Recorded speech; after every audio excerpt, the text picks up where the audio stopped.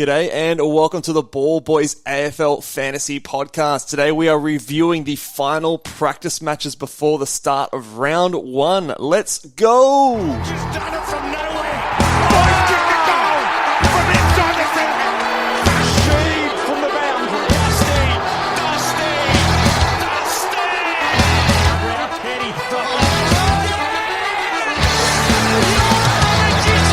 Petrarca. Oh wow. How good is that? The legend becomes immortal. G'day and welcome to the Ball Boys AFL Fantasy Podcast. I'm your host, Mitch Casey. You can find me on Twitter at Ball Boys Fantasy.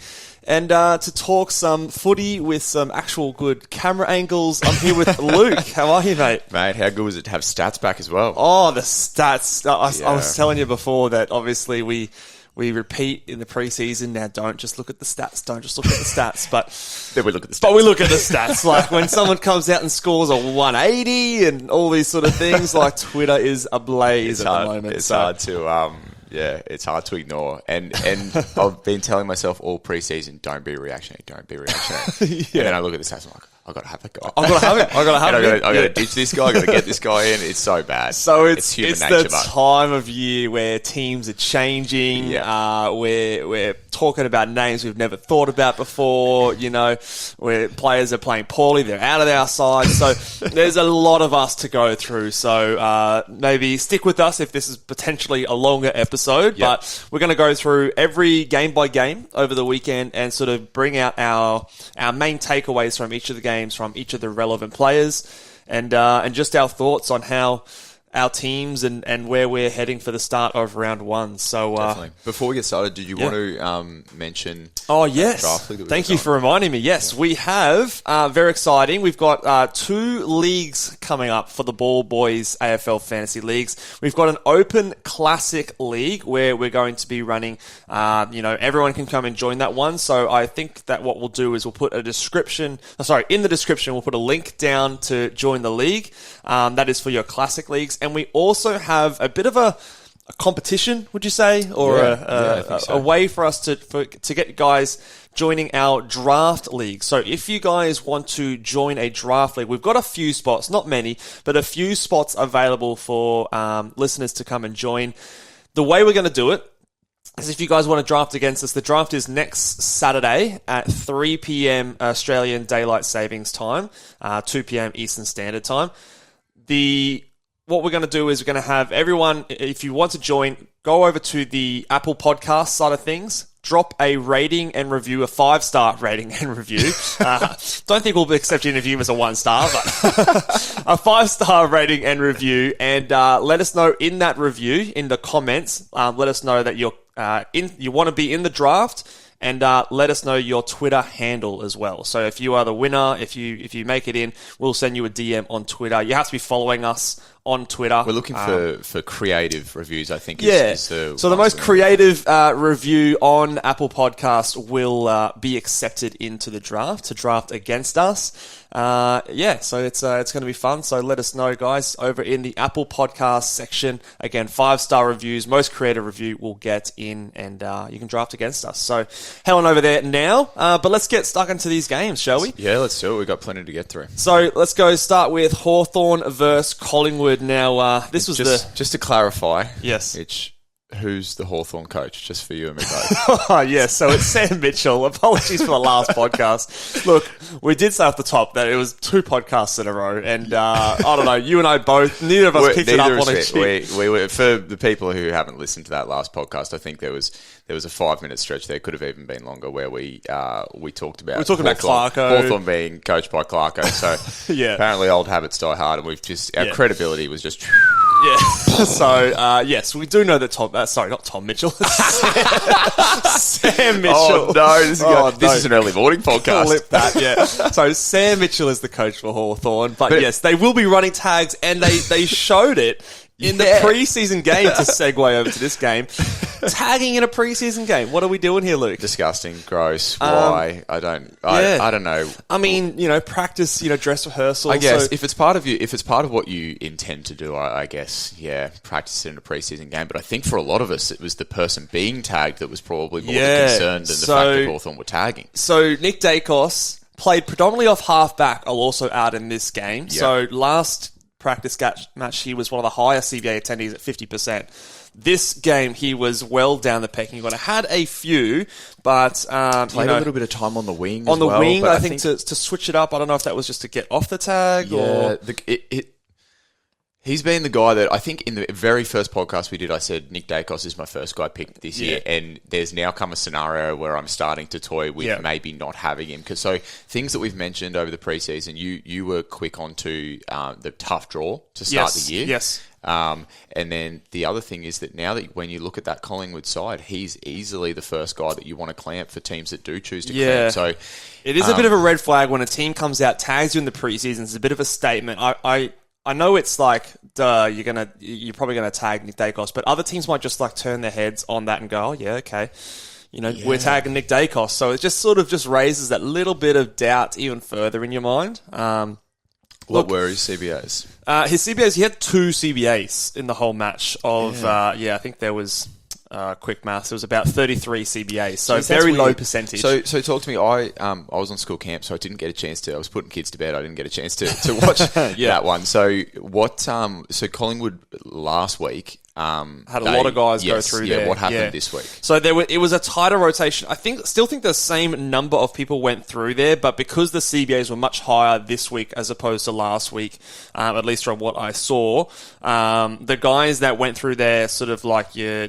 The 2 Dacoses, Lipinski's, side bottoms, each of them only had like 1 or 2 CBAs each. So there was a tighter mix of guys who went in there a lot, and it was, Crisp, DeGoey, Tom Mitchell, Pendlebury, and Taylor Adams. So probably 5 guys that went through there at what I would say a significant rate.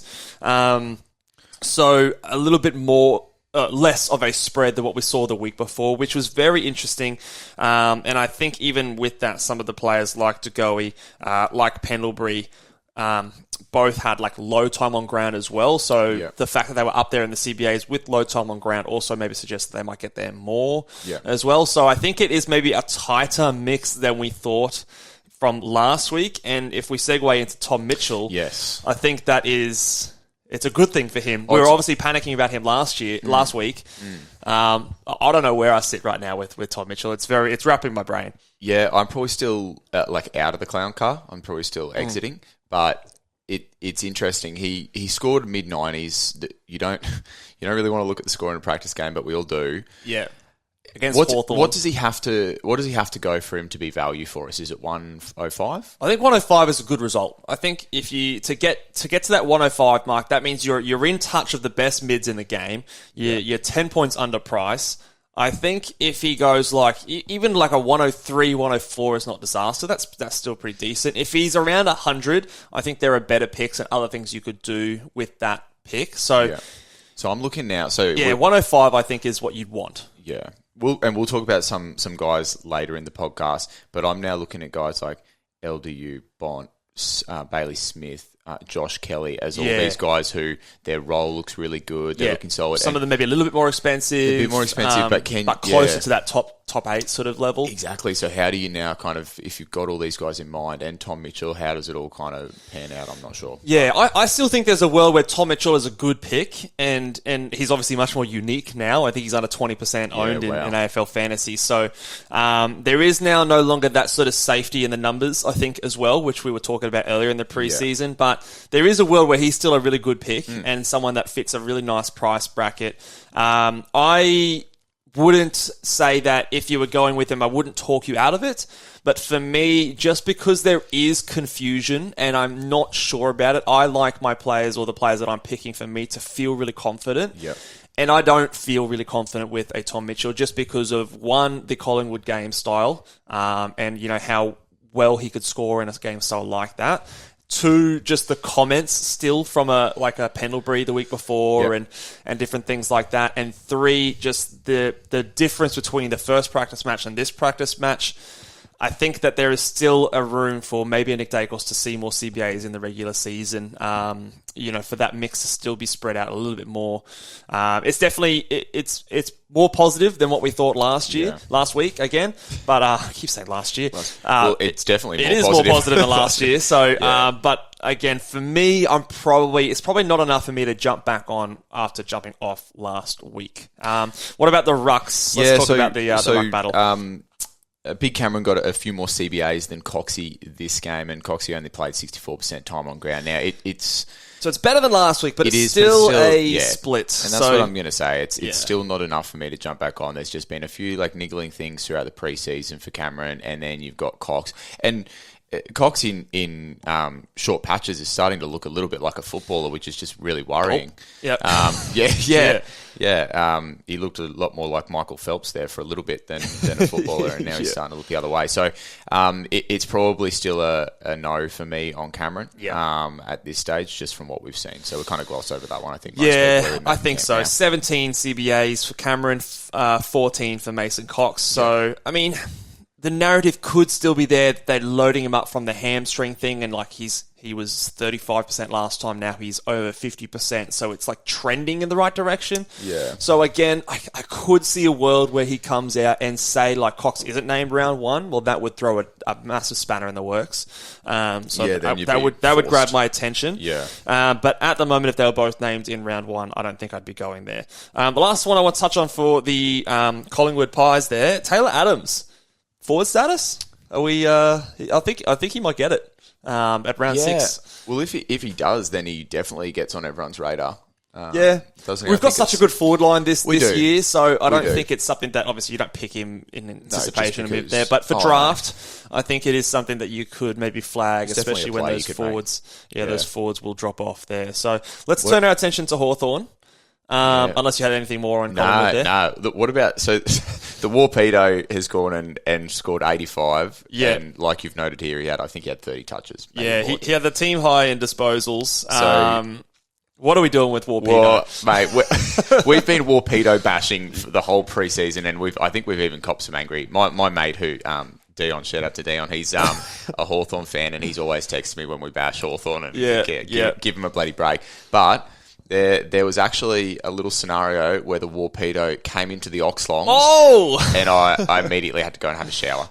Mate. You were telling me, actually, I think you were saying... No, you're going to stitch me up here. You were telling me that you like the look of the team when he was in there. I remember you telling me. No. Looks good. All this cash I'm saving. He's so cheap. So cheap. I don't know. I've got him out of there since. Yeah, he's someone that, and we'll touch on this game later, but the Sheed news in terms of is he suspended or something like that, that might turn a few hands. That would be the only scenario that I would imagine someone, I don't want him to be my M6. I don't want him to be my M5 and a Sheed and M4. I think that's too thin, and also we've got good rookies in our midfield, highlighted by Cam McKenzie, who we'll talk about in a second, but I think the only scenario that I see myself going with a Warpool is if she is not there for round 1. And then I'm going with a Warpedo in that scenario. And even then, I'm probably trying to look for other options. Just because I just don't trust it. The role looks the same as what it was last year. If we look at the CBAs, he still wasn't the highest. He was behind a Newcomb. He was behind a McKenzie. And he was close with a Will Day at sort of that 60% CBAs. To avoid a Warple, would you go cheaper forward option into your midfield? I could potentially, to avoid that. Yeah, I could do that. I think so. For me, last year he had 50% CBAs. Even with that, still managed to pump out a 10 in a full game. So I don't think the role is dramatically different, and I think this is a case of pre-season benefiting a player like that, where he's obviously got a point to prove and maybe playing a little bit harder than some of those other guys out on the field. Yeah, potentially there. So, and we do know that Collingwood is one of the easier teams to score against in terms of midfielders. Talking about rookies, Cam McKenzie looks like a jet out there, second highest in CBAs for the Hawks. I say lock him in for round 1. I think so and, too. lock him into our fields. There was a few people concerned about where he fits on the Hawthorn team. Turns out how he fits in there is their second highest guy in the midfield. It's a nice fit. Yeah, it's a really nice fit. So I think he looks really good. He was ahead of a Ward, which surprises me a little bit.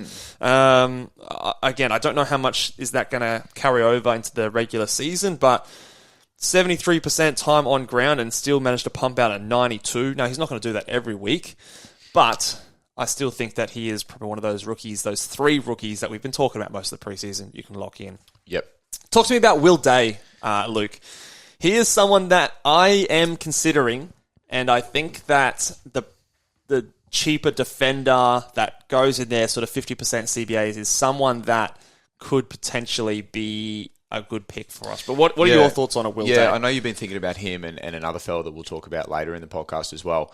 It was a night game, and he played reasonably well as well. Was it a night game? Was it? No, it was an afternoon game. I was watching it at 11 o'clock at night. Oh, yeah, you were. So Will Day shone in the day. Felt like a night game. No, yeah. So that's the thing. I think when you've got a guy that's priced at that, who's quite clearly part of the midfield rotation there at the Hawks, there's some value to be had there.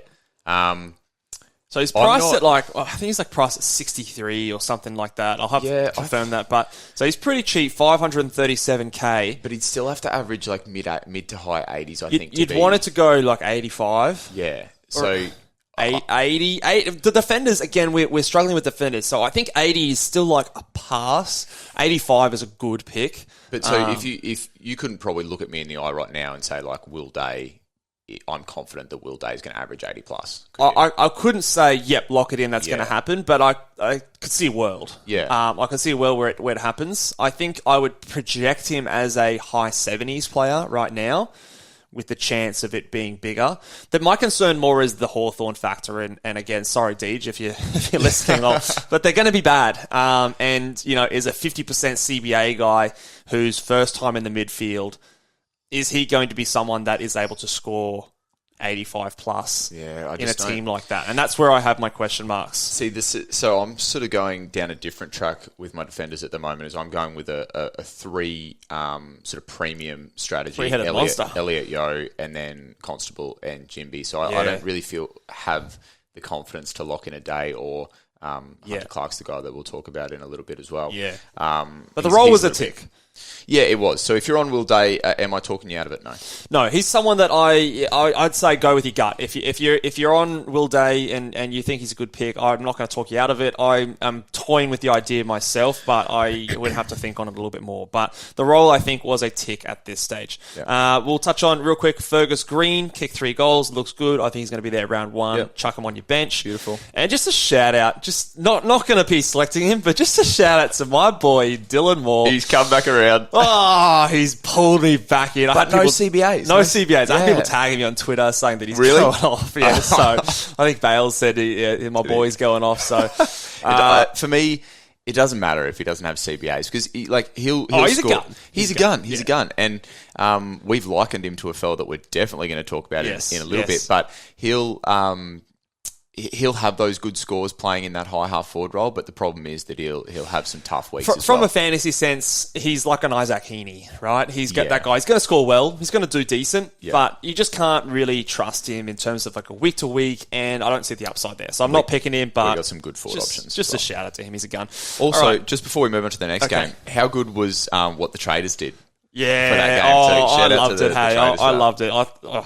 Yeah. We need more of that, I reckon. I've always thought of that as a good thing to do for fantasy basketball, fantasy footy. Because people were AFL, if you're listening, and maybe they are, but let's get them go. Pump the boys up. Let's make this a regular thing, I reckon. Yeah. And people were syncing up the traders audio I did that. With what they were watching. 100%. Muted the TV, had the traders on. It was gold. So we're 18 minutes into this podcast, and we've only done 1 match. So let's keep moving on. Freo versus Port Adelaide. Now, I actually didn't get much of a chance to watch this game. KO stitched me up and can't find the replay. I've only watched the KO mini on this one. But Hayden Young, quiet again. I've heard some reports that he had the good role, took 40% of the kick-ins, so there was the most in the team.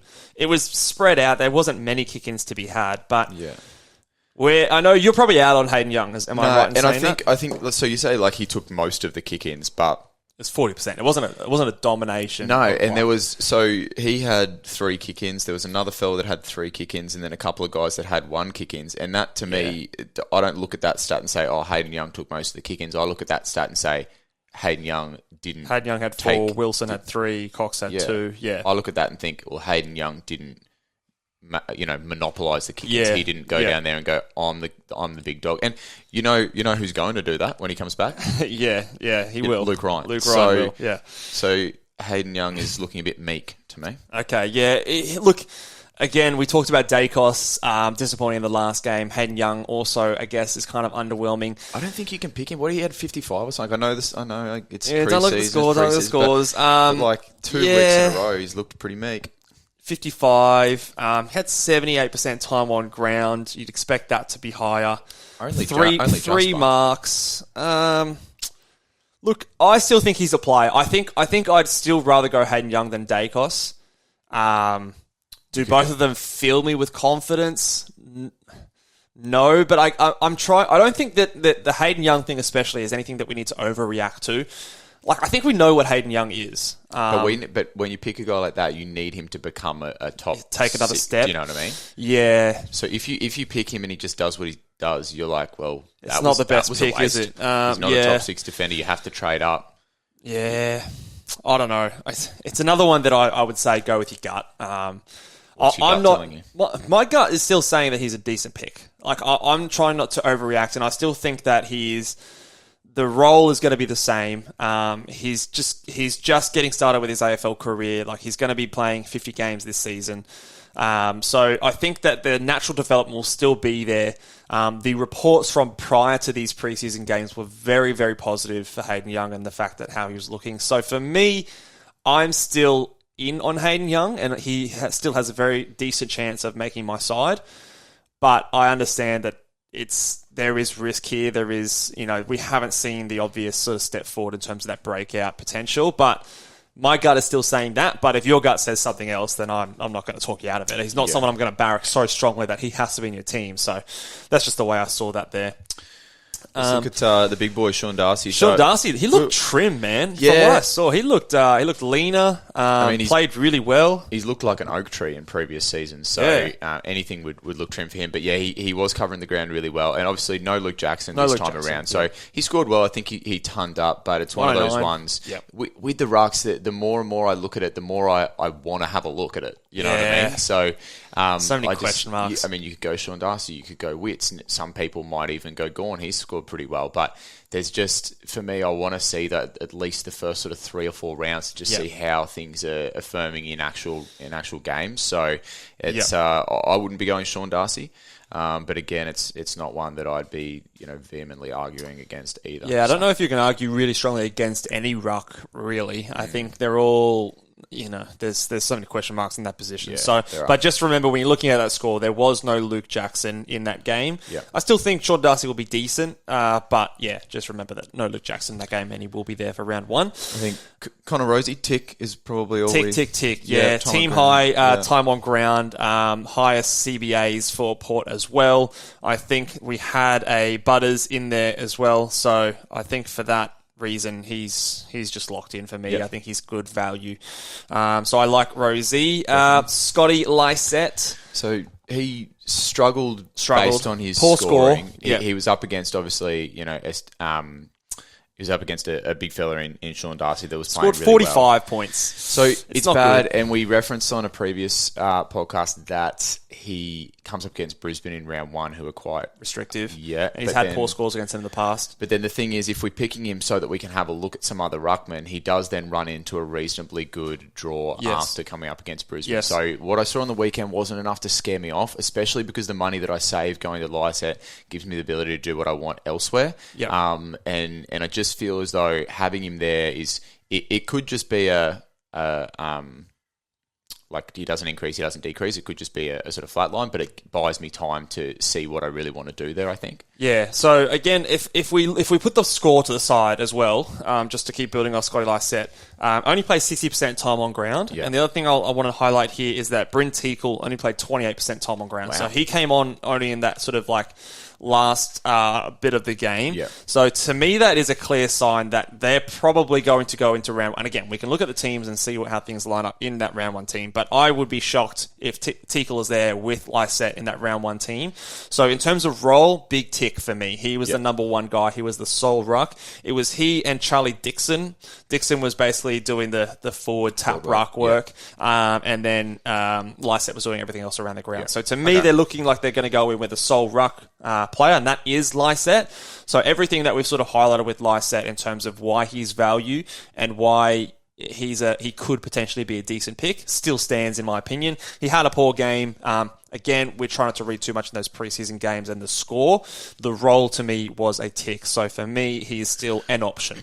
Yep. Again, I'm not going to argue vehemently to go for him because, the options are not the best for all of them, but he is still an option for me. Butters is no longer an option for me. I think you can rule a line through him just because of Mr. 177 that we're going to talk about later. He got docked 3 points. Yeah, he did. He no longer that big, impressive 180. But he 6 CBAs.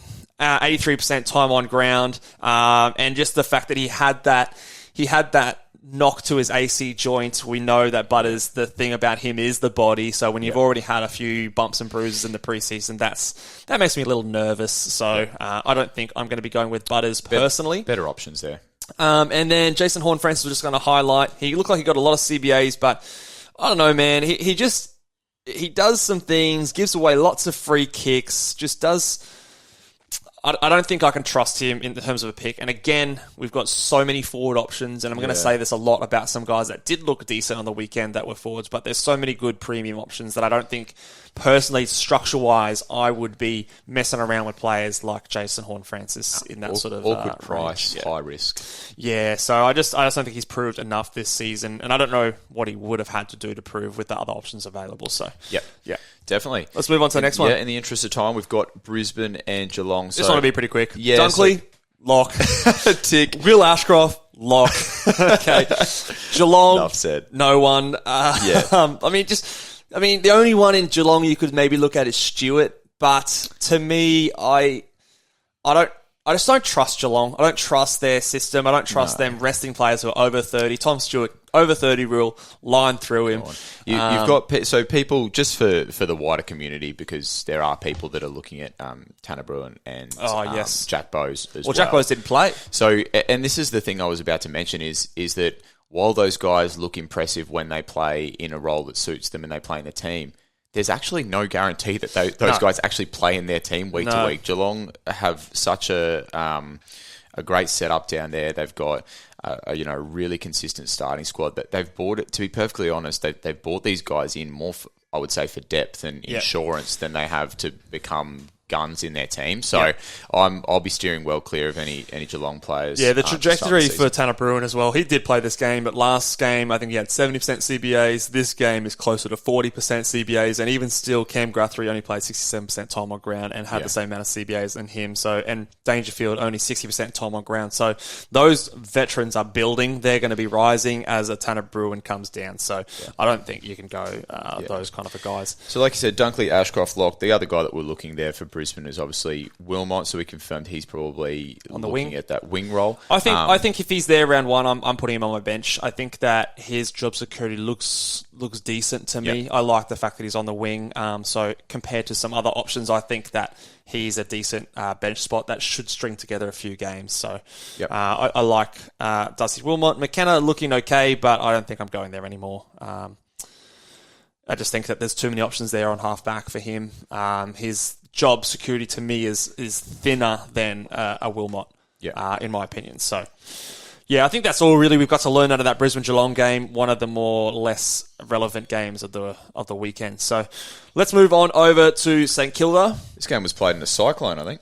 Yeah, there was lots of wind. It was very tough conditions. But again, continuing with our lock theme, Rowan Marshall, lock him in. Yep. He looks pretty good. Again, some people get worried about the scores. Again, I'm going to preach patience and scores on this one. So Jack Steele, 75 was it? 76 he scored. How close was I? Don't worry about it. Yeah, you're close, one off. But don't worry about it. He had the role. 9 tackles. Didn't have a single mark that game. Again, that's very tricky conditions. A lot of the midfielders struggled to mark the ball in this game. So I wouldn't be worried if you had Steele in your team. I think he's fine. So this might be jumping the gun a little bit. Go. So regardless of Steele's score, he's come out of my team, but it's less to do, and this is just interim, but it's less to do with what Steele did, and it's more to do with what Kelly, Bontempelli, right? Baz, Smith. I think that's a different story. That's a discussion to have. Yeah, I think that's a different story. If it's like he scored 76, so I don't want to have him on my side. That's different to I'm saving the money and I'm using that where I think I can get these guys that maybe not quite as high but close to him. Like that's a structure thing. Yeah. I think if the one I want to flag is that. Okay, I still think, I haven't adjusted my projection on what Steele's going to do based on this game. No. I still think he's going to be maybe sort of the top 1 or 2 averaging midfielders, in my opinion. Yeah. But in saying that, you might choose to go a different direction with your structure. Yeah. In order to fix something else up. So I think that is a legitimate reason to take him out. Yeah, okay. But just pushing against, if someone was worried about the score out there, I wouldn't be concerned. Yeah, I think he's still going to be fine. Now, do you want to talk about your boy Hunter Clark? Yeah, he's impressed you somewhat. He has. His role looked great. I know if I look at the CBAs here, I don't think it does him justice. I watched a lot of this game. Actually, I think I watched the entire game, waiting for the Errol Goulden show. But it was 7 CBAs out of 17, so a little bit less than 50%. But to me, when he was on there, he was always in the middle. There was a brief stint where he played an extra in defence for maybe 5 minutes of the game. I thought that was interesting. They distinctively pushed him back. Was it late in the quarter? Yeah, it was late in the quarter, and it was late in the third quarter. I think they were up by a fair bit. The commentators sort of noted they were kind of trying to... Situational. Yeah, just situational kind of thing. Yeah. But to me, he impressed me. His score, again, wasn't very impressive, but I do want to highlight the fact that he had 24 disposals, which as a team was the third highest in the team. Yeah. And nobody could mark the ball. I watched the first 10 minutes of the game before, and nobody could mark the ball. Yeah, no mark. Sorry, 1 mark for him, 1 tackle. There was a lot of near kind of, those preseason, I'm going to go tackle, but I'm not really tackling. Yeah. So for me, role to me was a big tick.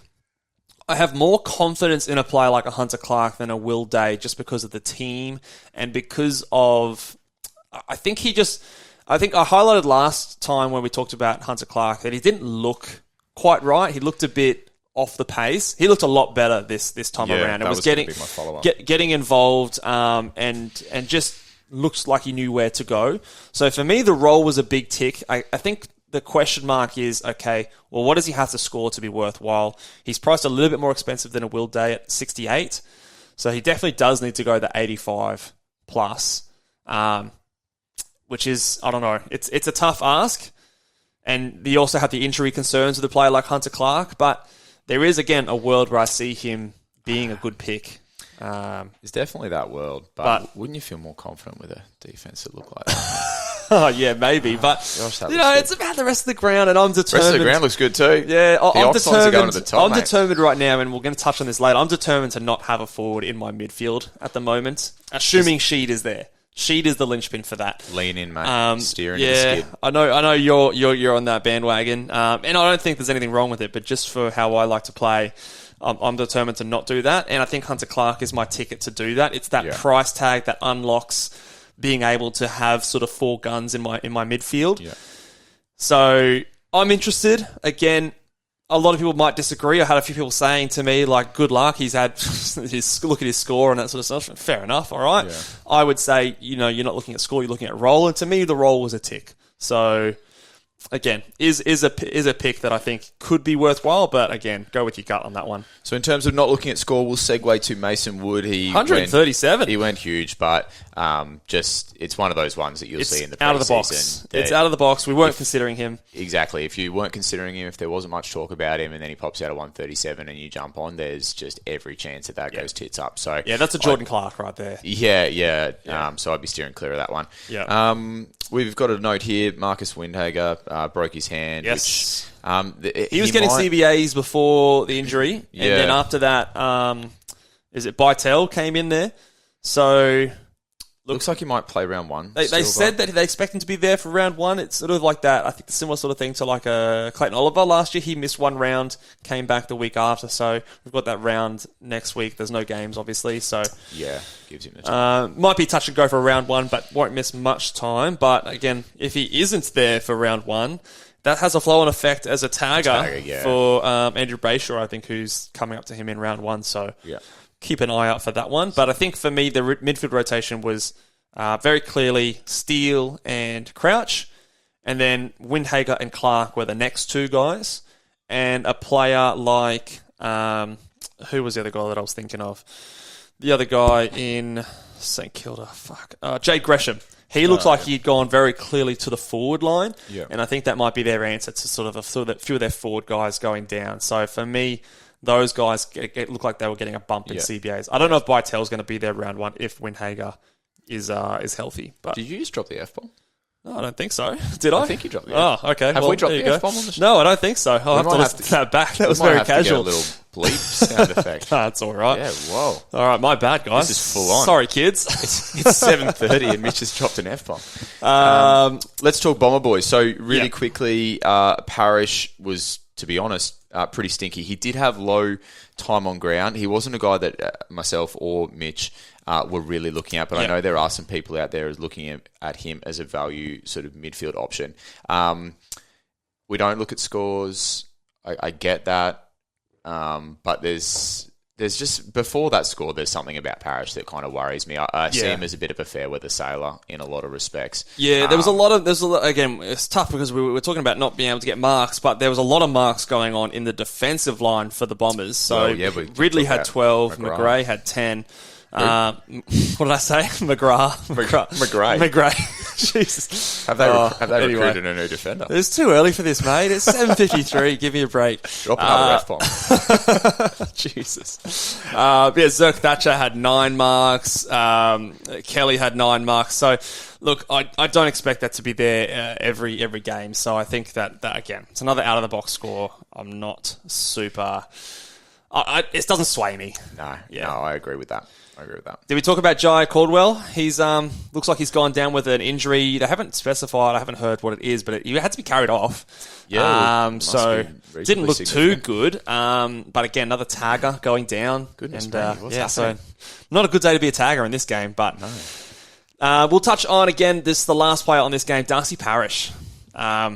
Pretty bad. 39 points. We say don't look at scores, but... I know, I briefly mentioned it just before, but it's just, like I said, even before that, a little bit of a fair weather sailor in my opinion. Yeah, sorry, Darcy, but... I think so.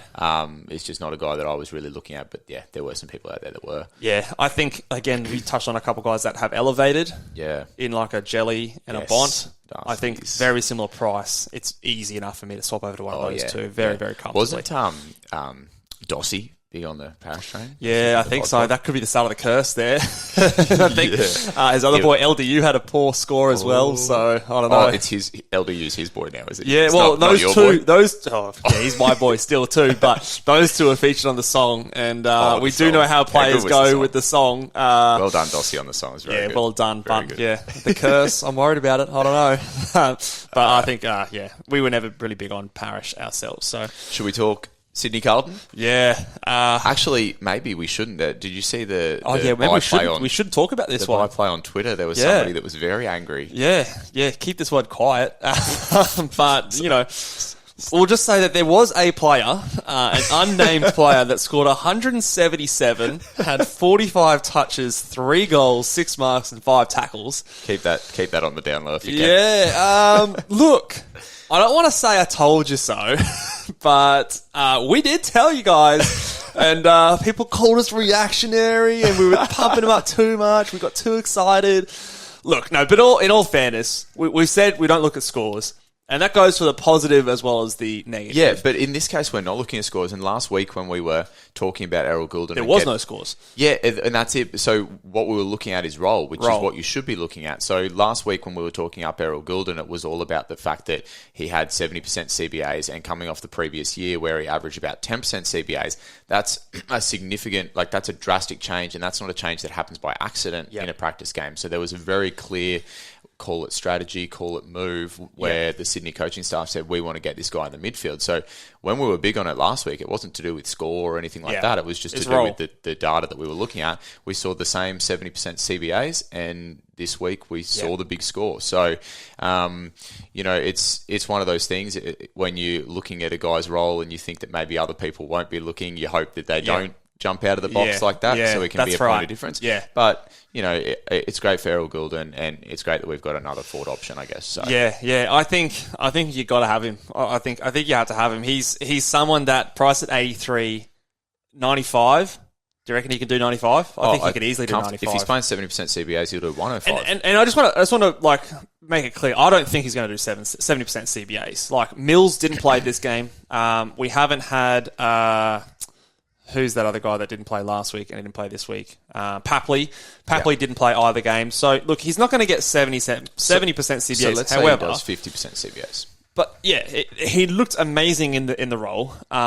You can't have 45 touches in a preseason game and go, you know what, no, go back to the forward pocket and just sort of sit there. He's going to get midfield clock. And to me, he looks like a gun. He's improved every year on his career so far in his first 2 seasons. He's ticking all the markers for a breakout. To me, this is a genuine breakout. This is not an out-of-the-box score like a Jaden Short, who did it in the same role that we've seen him do it before. It's come with a role change. He's in a good side. He's a young player. I think tick, tick, tick. Even if he disappoints and goes 90... he's very close to the top 6 forwards. Well, that's it. I was going to say he benefits from the line that he's on. So exactly. If he does 95, he's in the top 6 forwards, and that's for me. That's the low end of the prediction. If he's playing 50, 60% CBAs, 95 is the low end of the prediction. It was just awesome to watch. I came home late on Friday night. Probably midway through the third quarter, and I hadn't checked the stats or anything, and I came in the door, and Mitch was having an out-of-body experience. I was levitating, I think Ellie, my girlfriend was saying and describing me. Ellie had to leave and come next door to my place, you were just like, crazy. I was going off. I was on Twitter going crazy, It was a cracking game, and he looks like a gun. Like, the way he was running, man. Like, I know it's a preseason, a lot of the other guys probably weren't running quite as hard as he was. He was thirsty. Like, he had observable thirst there, and clearly, to me, wants to be in the CBAs and went out and played like that. Look, he'll have some stints on the forward line and on the wing. I think they've also highlighted in a couple of quotes since that game. But I would be shocked if he's not at least 40 to 50% CBAs. And to me, that is enough to have him in your side as a breakout option. Definitely. Let's quickly talk about a couple of other people in this game. Otherwise, we're going to go for 3 hours. Yeah. Matty Roberts, I just want to highlight as a 200k mid. Looked okay, although I think it might be tough to get into that game. That team, with Mills and Papley returning. Yeah. I think he is kind of a player that is probably a risk at being a sub. Yeah. So he might be named round 1. I don't think I want to go there just at this point, but he did look okay. But outside of that, for the Sydney team, there's not a whole lot that I'm going to take out. If you're on Chad Warner, look, he did okay. He has 17 CBAs, one less than Errol Goulden. Nothing really to dissuade you. I'm just not keen on players with that kind of price tag. Yeah. Doc did his thing. I think he went 130 or 140, didn't he, in the end? He did. He had a big score, So he's still in my team. You've played around with scenarios where he's not in your team, and I just don't think I'm going to go there. I just think the price tag is... The price tag's huge, but if he's pumping out 120s, 140s week to week, it could get pretty dire pretty quick in terms of trying to get him in. Yeah, it could. Look, I don't know. Again, it's a thing that, another thing I saw from Doherty is something that I haven't seen before. The 143 is great, but he's, again, played the same role that we sort of expected him to. Yeah. So we know what Doc can do, and he's a gun, and that's not news. He had some CBAs, but you know, he was definitely sort of low in that list. He had less CBAs than Paddy Dow. I think that summarises sort of what he's going to be doing. I think he's half-back predominantly, where he might go into the centre, you know, a little bit from time to time, but I think he's predominantly half-back, which I think is a good thing just in terms of certainty of what he can produce. Yeah. But yeah, I don't know. Just when I'm constructing my side, the price still gets me. So I might go there, I might not, but I don't think anything's changed for me with Doc. I'll leave it with you. Chera was behind Hewitt and Kennedy in terms of CBAs. There's a few people looking at that. But we were looking at... There was no Paddy Cripps, so if he was ever going to sort of jump up there, this was the game. That's his chance, yeah. Didn't really jump out to me, so again, I'm probably not going there. Some people are looking at that kind of a price tag again with, you know, maybe off Tom Mitchell with there. But for me, personally, I'm not doing it, but there is a world where I see him being a decent pick. Yep. And the two rookies for the Blue Boys, the Lockie Cowan and our boy Chibata. The bread. The bread himself. Chin Cotter, if anyone playing along. They looked pretty Chibata good. a bread, or have I made that up? No, it is a bread. It is a bread. What kind of bread is it? I don't know. It's classic avo on toast Oh, kind it's of that bread. kind of bread. Yeah, I've just confirmed. It's that like... Yeah, it's that one that you need a chainsaw to cut through. Yeah, it is, isn't it? That is that one. Get me a steak knife with me ciabatta, please. Yeah, so maybe Chincotta's, he's that hard type, you know, he goes in there, yeah. Oh, you're drawing a link with the bread. I like That's that. right. Link with the bread. But I think it's probably likely that one of these guys is there for round one. Yeah. Not both. No, maybe. I don't know. Maybe one might be the sub. There's a little bit of concern there. I think Chincotta just being the 200k player, I'm rooting for him to get there and for him to be a bench option for us. So a bit cooler on Lockie Cowan than I was maybe a few weeks ago before seeing him play. They both had sort of flashes. Yeah. I think Chincotta had like this particular run where he's sort of the run and carry looked really good, really composed. Lots of, getting up the field through hands. So that looked good, but again, flashes, not, you know, he's a young player. Yeah, so, of course. Although I think Chincotta is a mature body, so I'd probably give him the nod at the moment over Cowan, but again, we're sort of just going to be left up to the selection table come round one. So I think both of them are probably more bench options. Let's move on to the next one. Eagles and Radelaide. Dom Sheed. With the swinging arm. Yeah. So off the top rope. You reckon that's a week, right? I don't like the action. Yeah. And I don't think the AFL will like the action. It's just got to do with, I don't think there was a head injury assessment. No, there wasn't a concussion or anything like that. No. And the AFL's very much, it's the result, right? Yeah, it seems to be, but the action didn't look good. Yeah. I mean, it didn't. I reckon it's a fine. Let's hope it's a fine. I mean, I'm hoping it's a fine, but it didn't look like a tackle either. It was just very swinging arm. So, but we won't discuss that too much because time and we don't know. We don't know. But so if he is in round one, he's in your side. At this stage, yeah. I think he's in my side. He ticked all the boxes that I need him to tick. So if he's there, he's in my side. I know some people maybe were not keen on his scoring and have maybe fewer CBAs than we would have liked, but I think he's fine. I think he and Yo, they looked good. Oh, in Yo, the role. lock him in. Yo really is that guy that's kind of being the linchpin for a lot of defenses at the moment. Saying that though, Sheed had the second highest CBAs of the team. So Yeah, but I think Yo just looks great. It's the line with Yo. He's in defence, and he's just a guy we need to be there. Yeah. So please don't do anything between now and then, Elliot Yo, to not be there round one because we need you there. Jimby Locke as a defender, we don't really need to talk about that. Yeah, he looked good. 56% time on ground. Just a big body. And he scored 68 with 56% time on ground. Like, that's great. He looks like a 26-year-old, doesn't he? He does. He looks very much beyond his years. So lock him in and put him on your ground. Campbell Chesser, underwhelming with his score. So 35, 9 disposals.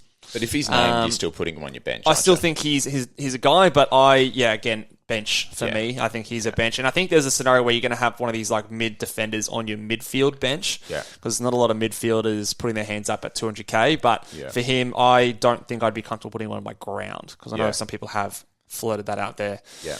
On the Adelaide side, Rory Laird. Yeah, he's still a gun. He's still a gun. I know your old man was getting pretty excited about him. I was just about to say that the group chat we're in with Yeah, my old man, he doesn't shut up about leg. He loved him, yeah. He's hot on him, so he might be starting with the $1 million man. Yeah, look, there is a world where he could go big, and he's actually lowly owned, so it kind of makes it a little bit tempting. You've got a unique 120 averaging player. I'm telling you, but I'm not paying that much. If my dad switches from Supercoach to Fantasy and then beats us in his Oh, first no, season, that's not happening. Surely not. We're not talking to him ever again. No. Even if he wins the Lux, he's not coming on this podcast. We refuse to interview the winner. Yeah, no. Sorry, mate.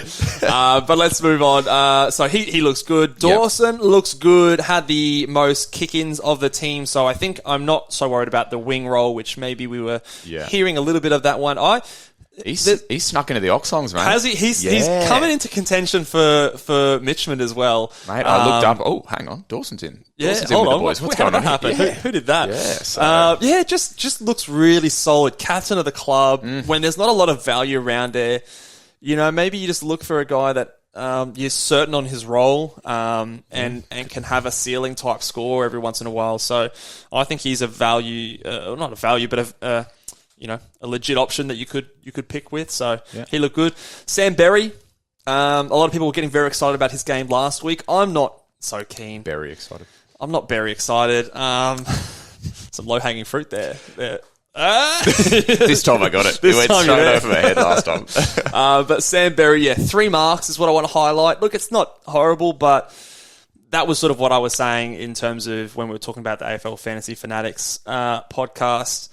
Look, he needs to be that guy that accumulates on the outside, and I just don't see that happening with a player like that. And again, just that awkward price tag for me. So if you're keen on him, he probably didn't dissuade you from going there, but for me personally, not too keen. Let's talk about the Giants and Suns. Saturday games. All right. Who are we going to start off? We start off with the police officer. The police officer. Looks good. Roll looks good. Got kick-ins still. Yeah. Scored well. Some people were saying that his use of the ball was pretty average, but I think that the comments, again, coming from the coach as well, are positive. So for me, he is very probable to be in my side. For me, he's a guy that you're probably looking to trade round 5, 6, and then maybe if you get to round 5, 6, might be your first upgrade. That's him. Especially if he's looking like he's hungry for kickouts and he's just kind of filling that role before some of those Gold Coast defenders come back in. I think he's definitely firmed as my D5 at this stage. I think that's the way I'm heading to, because of those like rookies that are maybe a little bit more questionable in terms of having on your field, in terms of like your Wilmots, your Chesses, your Cowins. Like I don't feel comfortable with those guys on my field, so I want Constable to be there at D5 and Jinby at my D6. So I think that's a big tick. And the guy that I'm most excited to talk about in this game, so for the Suns, I don't really... Is there anyone else that we really want to talk about there? Nah, not for me. I don't think so. Sam Flanders, shout out to you, 102 points, but I'm not going there. But yeah, anyway, in terms of the Giants... I've been telling you, mate. Josh Kelly, your boy. I've been telling you about Josh Kelly. CBAs in the team. We were... Was this game we were watching together? No, we were watching the Doggies game. But even as we were watching the Doggies game, Mitch was kind of, I told him Kelly played well. And until he saw that CBA number, I saw those CBA numbers and I've gone, hold on, Josh Kelly. Could he be 70% CBA? That's what we wanted to see, mate. And we had the report from the Traders podcast, legit reporter. So I know what he probably saw was legit, but look, they had a tight midfield run. It was Kelly, it was Perryman, it was Tom Green, it was Cogs. Yeah. And, O'Halloran went in there a little bit, but I think that was more sort of end of the game there. Experimenting, Ward had 1 CBA, but it looks like those 4 guys were the mainstays in there. Yeah. And what have we said all preseason? If Kelly is an gets inside CBAs, midfielder, he could be a 110, 115 guy. So, I think he's a very genuine option, and I think there's probably 4 midfielders vying for 3 spots in my side, and Josh Kelly is one of those guys. Yeah. So it's the Steele, Bont, Bailey Smith, Josh Kelly. Yeah. Those are the 4 guys. I think I can only fit 3 of them. Yeah. And it's just a decision for me on where I need to go. But Josh Kelly, definitely someone that I think if you weren't considering him, maybe just have a look. Yeah. And have a look. I think he looks really good there. And some people are saying that he's going to benefit from having that sort of faster paced game style and being able to find a bit more space. So I agree with that. The other GWS midfielder that a few people have been, well, there's a couple of others, but one of the other ones that people have been looking at is very popular Tom Green. So he had the big 55 touches last week, which gets everyone's attention. And he's over 20% owned in fantasy. Yeah, which surprises me. Huge. He played well on the weekend, so I think he had a respectable 90, or did he ton up? I'll have a look at his something score. along They're those lines. 95. So Yeah, 34 95. touches. So the thing with Tom Green that just, I guess it like irks me a little bit is that for me, his ceiling is not up there, is not going to be up there with the top 8 midfielders consistently until he adds the marks to his game. Zero marks in that game. This is the thing. He's a contested bull. He's a clearance beast. He can tackle. He's all of those things. But you think about all of those guys that elevate themselves to that upper echelon of fantasy, they pair the tackles with 4 or 5 marks a game. It's, think about a guy like Rory Laird. Yes, he tackles insane, but he pops out for a few marks. Yeah, Steele. Think about a guy like Steele, same thing. So for me, Tom Green is a guy that, don't get me wrong, I can see a world where you pick him and he's a great pick and he does really well. He breaks out, but I just feel like until he adds those marks to his game, he's not going to elevate himself into that top sort of. Yeah. I am determined to not go a player like that kind of a price tag. So your Chad Warners, your Adam Cherrers, your Tom Greens. I just don't love that type of player where you're expecting that breakout that we haven't seen. The cheapest kind of guy that I want in my sort of M4 range is like an LDU. So he's sort of 40k. He's a little bit more than those guys, but again, for a player like that compared to a Tom Green, and I know we're skipping ahead here, LDU has done it before in that post-buy run. He went 105, so I've got a decent sample size in there, and so to me, that's the kind of type of pick that I like to do as a breakout. It's like a semi-breakout. Like we've already seen it a little bit. Whereas for Tom Green, I haven't seen it for long enough for me to go, yep, he's going to be that. Because you need him to go 100. You'd probably rather him go 105. Because even if he goes 100, you're still like that step away. You're still sort of maybe 8 to 10 points away from the top 8 mids. So it's that awkward kind of a price. And even getting to 100, I think, is questionable for a player like that. And again, like you sort of said, you need him to be getting outside ball. And when you have 0 marks in a game like this where you've won 122 to 77, that to me that's a cross for me. So I know a lot of people are keen on him and may have different opinions. So let us know in the comments on YouTube if you have a different opinion. But for me, it's a line through Tom Green for me. I'm not really considering him. But 22% owned in AFL Fantasy. So he's very, very popular. But personally for me, I'm not so keen. Another fellow that's popular at GWS is Stephen Cornelio. There was nothing about what Cornelio did on the weekend that suggested... He had the role. He had the role, so he had 60% CBAs. Didn't suggest to me that he's going to be doing anything other than what we expect him to be doing, which is playing in the midfield. He is, however, of those value forward options, I believe he is the most expensive of those. He's second most expensive behind Dunkley. And for me, if I look at all of those options, the guys I'm referring to are Coles, Taranto, Rosie, Goulden now. Butters was one that people were talking about. But if I look at all those guys over the weekend, the ones that I'm most confident on are Taranto, Rosie, and Goulden now, and they're all cheaper than They're all Cogs. cheaper, So Cogs will. I'll say this with confidence. He'll be a top 6 forward I think so too. at the end of the year, and he'll be in my team at some point. I would hope. But I'm probably not going to be starting with him. He hasn't spent any time in my team. Not because I don't think he's like a good player, but again, like you said, there's just cheaper options that I think are comparable. Like you might as well save the money and get someone that could do pretty much similar to what he can average. I don't know if you can go. I mean, if you could go 5 and have one in your midfield. I'm not leaning that way. I'm looking at going 4 of those premium forwards. Yeah, you still got to get Dunkley, don't you? Yeah, so Dunkley's there, and of those sort of 5, I think Cogs is the first to go for me. So some people might differ in terms of their opinion in that, but for me, it's just a price thing. You're going to get a similar output at a more expensive guy, so just save a bit of money and go somewhere else, is my opinion. So I agree with you there. Who else have we got? So Whitfield and Isaac Cumming playing off half-back. Whitfield looked pretty bloody good. To start with. I didn't watch this game in its entirety, so I don't know whether they took him off. What was his time on ground? If you check that for me? I can double check. He did. He dominated to start 81%. So he was out okay. So he was there. So I think from memory he was mid-40s there. He's going to get defender status. Let's just lock that in. So that begs the question. It's like, what was that meme you showed me? That was good. It was someone had never again written on their forearm, and then they just crossed out never. So it's just again. That is their notes, their preseason notes. Let's go again. Lucky Whitfield. Man, he's that kind of guy that tempts you in. There's no way that you're picking him to start the season. So he's just, for context, I don't he's think just so. a midfielder. I think that there's too many other good options in the midfield, and if you're trying to get a forward in the mids as well, look, I just think there's just other better options. So the good thing about that's it. The good thing about that is that you get to look at 6 rounds before you even really get a chance to pick him.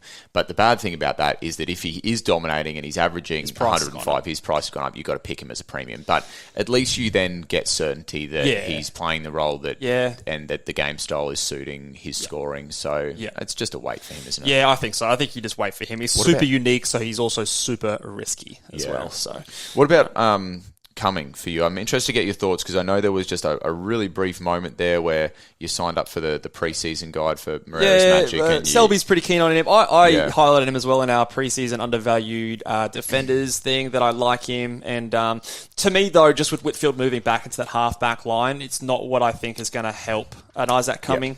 I think if Whitfield was more on the wing still, and Cumming had sort of that monopoly on the kick-ins, like Whitfield had a few kick-ins as well, which I think he doesn't actually have a lot of history of doing kick-ins in the past as well. Which is surprising, because he's an elite kick. It is surprising. So for me, a Cumming, he scored great and looked good out there, but just I would want him to be the guy off halfback, and I think he and Whitfield will sort of take turns in that role. So there's not enough upside for me to go with a player like that. But it did look good, and if you maybe wanted to go him instead of like a Dacos or a Young, I wouldn't strongly talk you out of it. I think he could potentially be a guy that gets close to that 100 averaging player, but he's a bit more expensive as well. He's a little bit more expensive than those guys. Super unique, so it's a risky play. It's just the fact that Whitfield is there as well. Just makes me a little bit cautious. So the score was decent, but again, we're trying not to look too much at score. But he had one kick in. There was a lot of guys that had. Oh, actually, there wasn't many kick-ins at all in this game. There was. Yeah, it was an impressive showing. I think he had 100 by 3/4 time. So it's, in terms of score, it's impressive. But like you said, we try not to be sucked in as much as we can. Should we talk about the game that we got to watch together on Saturday? Yeah, Bulldogs versus North Melbourne. Now, a few people did. I've got a few texts from people saying Bailey Smith full forward, and of course he's been our boy all pre-season. Well, He started in the forward line, but we sort of surmised that was just the start of the rotation. Yeah, the word full forward versus starting in the forward line, I don't know, that brings more fear into it. Like, if he's starting in the goal square, what's happening? Oh my God, full forward, not just in the forward line. I'd start Bond from full forward if he's playing forward. Yeah, but I'd clear it out. But to clear it up, that was just the start of his rotation. Yeah, it looked that way, didn't it? He was in the mids. I think the rotation was very similar to how we saw it last year. Yeah. He ended up with 60% CBAs, which I do want to highlight is more than what he had last year. Definitely. Just like for footy context, when you're a midfielder and you're doing a bench forward mid rotation, you might be in a group of 3, and obviously you've got you guys are rotating. You're rotating around, so someone has to start in the forward line. It seems as though it was Bailey Smith. The thing I think that was sort of getting people to notice was that you came halfway through that first quarter, and I think he'd scored nothing. Yeah, I think he was. I think people were kind of going then, but then as you watch from there, he just went to work. Oh, he went to town. So I am still 100% on Bailey Smith there. Like we sort of said, the upside for Smith and Bontempelli is there for the CBAs, and we see that play out in this game. So 25 CBAs for Bont, 24 for Bailey Smith, 23 for McRae. All quite high, but McRae basically the same role as what he did last year. If we were to take this game and extrapolate it throughout the entire season, that's your 60 to 65% CBAs for McRae, which is basically what he did last year. So that's why I had the pushback on McRae not having the upside that others might think he has. He scored 121 in this game. Those open preseason games suit the outside types like McRae. Yeah. But to me, the value in the upside is Ino Bont and Ino Bailey Smith, who were 50% CBA guys last year and have the potential to add another 10-15% on top of that. So the only argument I can see for McRae that even though he maintains his 60% CBAs, that he still increases is last year it seemed as though he was going for his 60% CBAs, but then he was doing all his other stuff on the wing. Mm-hmm. Whereas I see him as actually a guy that can score a little bit better in that high half forward role. Because he's so hungry, he comes up to the stoppage and he basically plays as a midfielder. So I can see a little bit of upside from McRae, but I agree with you. I'd be more confident picking a Bont or a Smith for their upside. Yeah, I could also say the same argument for a Bailey Smith as well. I don't think any of those guys spent much time on the wing from what I could see. I think the only thing that maybe is a little bit different is that Treloar was in there. He was not in there last season. He was clearly that sort of last guy, that fifth guy behind... I think, Libba was the guy that was in there the majority of the time. He sort of was the end of the season. Yeah, he was sort of, and in this preseason game, he was the guy that was only midfield, whereas sort of Bont, Bailey Smith, and McRae had that sort of forward bench mid rotation, and then Treloar was sort of that last guy that maybe is a step behind some of those other players. So for me, and all the guys that I've been keen on, big ticks for a lot of those guys. So no concern if you were hot on them and you were on the Bailey Smith train with us. Stay on, guys. Stay on. Don't get off. Don't get off. English, the big ruckman, looked good. I'll tell you what, he's moving around pretty well. They use him a lot on the kick-ins and through the passage of play, general play. So I think from a health point of view, that's a big tick. He was the highest CBA player on the ground. Obviously, pure ruckman. No one's really splitting that time with him. So it's just a structure thing for me. Exactly. That's what I was going to say. If someone said, I'm starting English and Marshall, no problems there. Not going to talk you out of it. But it's, the cash that you can get from going down to Lysette can really...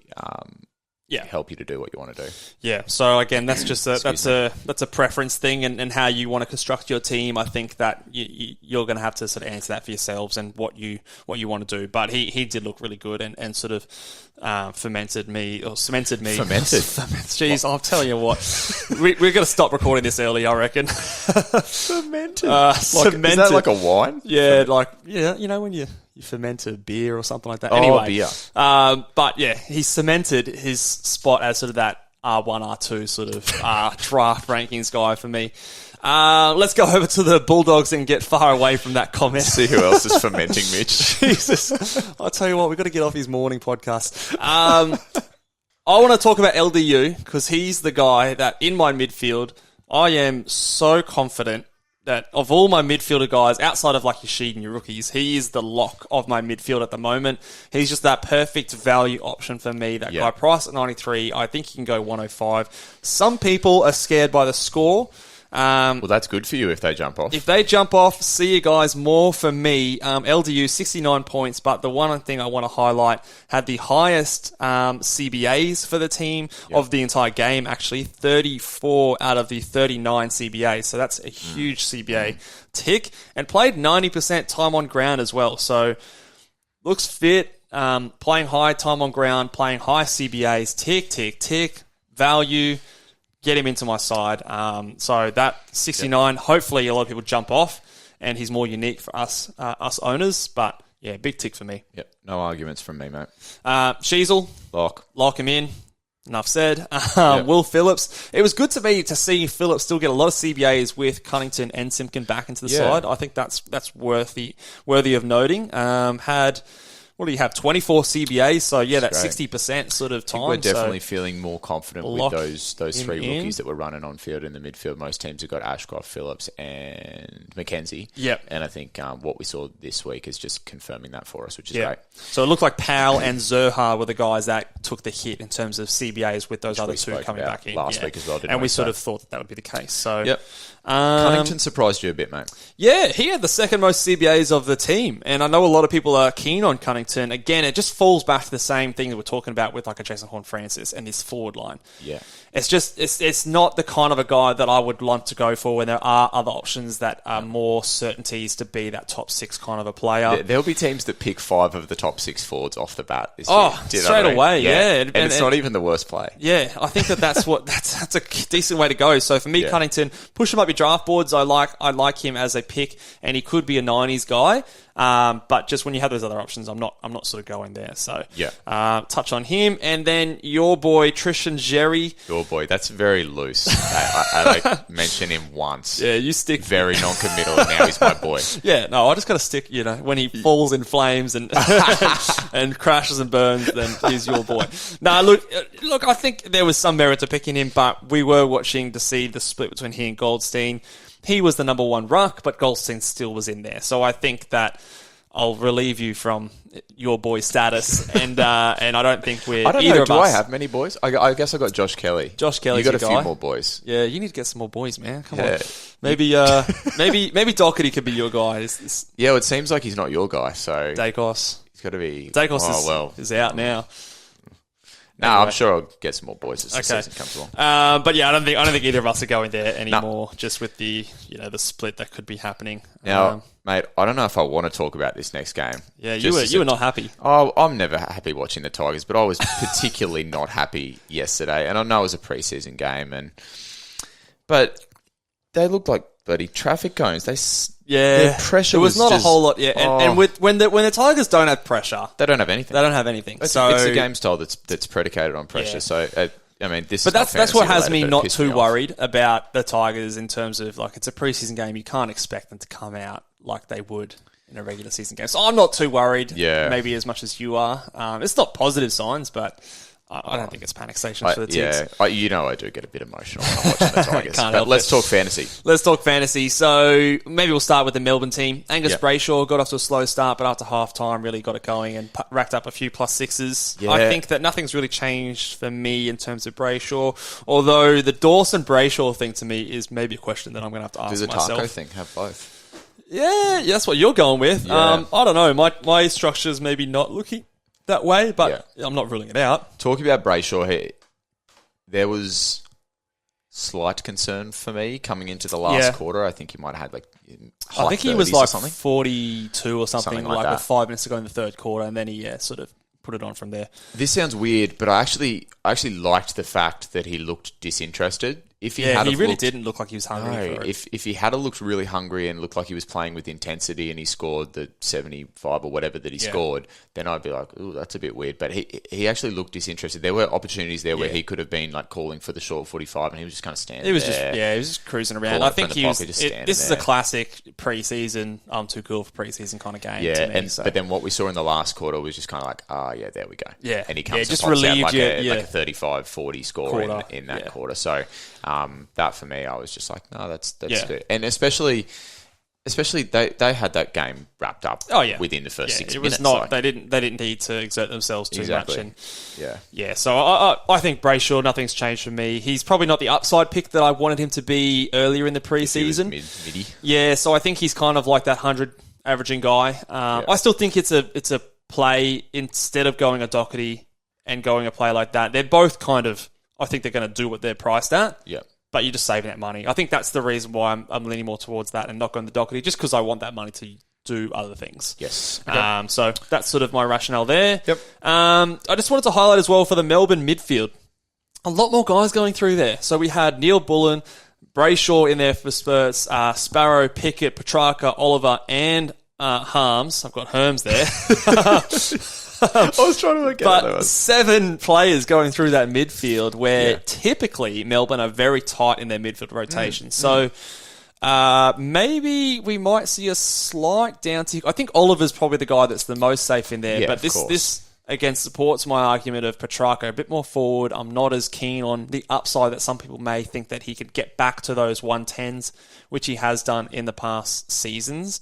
I think he's still a gun, obviously, and he's going to be an 100 averaging player, in my opinion, but I don't think that there's much upside in a player like a Petrarca if you're trying to get a value option, for example. Yeah. So just wanted to highlight that. How much that carries over into the regular season, I'm maybe not as confident, but it is interesting that the comments have said that, and we've seen it supported in this game. So, and then The ruck battle. Two-headed monster. Yeah, Gordon Grundy. They still split time. They split the time. It was pretty 50-50. Gorn, a little bit of time floating across half-back, but mostly for the big boys, it was a ruck forward split. Yep. And I mean, they did it well. They I think they both had something like 3 goals to half-time. And see, this is the thing. People will certainly be looking at what Gorn did in the first half, which was like 80 points or something, and thinking, wow, this is amazing. He scored 100, I think, by three-quarter time. I mean, I made the point that Richmond looked significantly outplayed. There wasn't a lot of pressure in the game. No. They were taking marks at will up forward. They're not going to get it that easy every week. And one of them's going to pop off like basically every week, I reckon. Yeah, but the problem is picking who. Consistency. And then if you have both, then you know the other one's not. So I think if we're going to take anything out of these preseason games, I think that in a draft scenario, you're picking Gawn over Grundy. I think Gawn will average more than Grundy. Grundy, to me, is... Gawn has more strings to his bow, I think. He does. Because he takes more of those marks where he drifts back behind the play. At least so far, he looks like he's used a bit more in general play than a Grundy. Grundy's a bit more like on the ground tackling, but he's not been used as like a link kind of a guy through marks. But Gawn has a bit more. From the weekend. That's the only thing I can really learn from these games. Yeah, from the weekend, I think the point is they're not going to have it that easy. And if you think about every team that comes up against Melbourne, what's the first thing that the coaching staff are sitting down? Oh, they're trying to plan around how we're going to stop this ruck duo. Because the commentary team mentioned it yesterday as well. The problem is not necessarily the ruckman going forward and killing you, but how that impacts your matchup. So if Gawn goes forward, he suddenly has to take your best tall defender, which then brings a guy like, let's say, McDonald, then gets a lesser defender, and then a guy like Fritsch or something like that. And Fritsch is their leading goal kicker from last year. So it's the trickle down effect. So a lot of teams are going to plan hard for this ruck combination, how they're going to mitigate it. So don't expect what the boys did on the weekend to be what they'll be allowed to do. I don't think you can go either of them in Classic, despite the good score from Gawn. Yeah. Let's move over to the Tigs. Taranto, lock him in my opinion. And the fact that he did it, in a game where they got pumped and the pressure was off. I think I said to you, I looked up and said to Mitch at halftime, I said, Taranto's got 48 points or whatever it was. I was like, how did that happen? Yeah, you didn't even see that very happen. Quietly. Yeah, very quiet. Yeah. 8 marks, kicked a goal, couple of tackles. Those tackle numbers are going to go up surely. Yeah. So I have a lot of confidence in him being potentially a 110 kind of a player. So and if the Tigers actually played well, he could have gone 130. So lock Taranto in my opinion. Yep. I also wanted to note that Short was not in the centre bounces. We were a bit surprised that he was in there last game, but don't think he had a single centre bounce in this game at all. I'm just scrolling down. Didn't play. He only played 60% time on ground, so was kind of managed the rest of the sort of that last quarter. But no CBAs, was used off half back. Didn't have the kick-in numbers that we might have liked. Bakes was the big man on the kick-ins. Baker and Vlostone were sort of their main guys. And, Jaden Short didn't have any. So, weird. I don't know. What do you, in terms of draft, like, we're obviously not picking him in Classic, but in terms of drafts, like, what are you doing with Jaden Short? Like, I expect, based on that game, that he will get defender status, but I don't know if he's the lock of being that top 600 plus kind of guy that we maybe thought he was. Not if he's not taking kickouts. I mean, his big thing is he used to get a lot of those. He'd have 6 to 10 kickouts a game, depending on how many behinds were scored, and every single one of them he'd play on, and you undervalue how many points that actually contributes to his score. So, look, I honestly don't know what to do with him in terms of draft order. It's a very interesting one. If there's 2 guys you're weighing up against, and one guy you sort of really know where their ceiling's at and you're kind of not happy with it and you can pick Jaden Short, I like that in draft. I think is a bit of a speculative thing. Yeah. Might as well have a crack. Yeah. If you get him late. I think the thing is just getting a bit of value.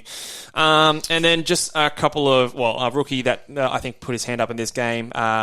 Chandler from the Melbourne Demons.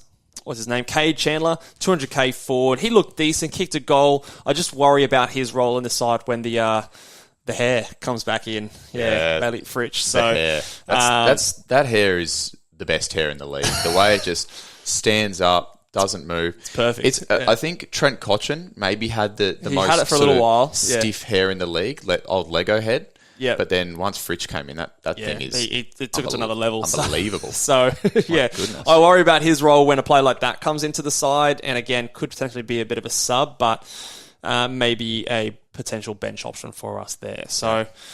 That'll do us today. We're going to wrap this thing up. Yeah, an hour and 117. 20. That's a record. People are checking out. Thank you so much. You guys have tuned in for this one here. And maybe if you have tuned in all the way at the end and you are keen on joining the Draft League, if you just mention the hair down in the comments, it's a little test. That'll let us know that you guys tuned in all the way through. And you might have a bit of a leg up in joining the Draft League. So again, head over to Apple Podcasts, guys. Give us a 5-star rating and review if you're keen on joining our Draft League. Check the link in the description on YouTube and on Apple Podcasts to join our Classic Open League as well. We look forward to versing a few of you guys out there when the fantasy season starts. Soon we're going to be going through position by position, talking about our locks, our probables, our possibles, and the guys that we're passing on. So stay tuned for that one there, guys, and we'll see you next time. And happy fantasy team making. Bye.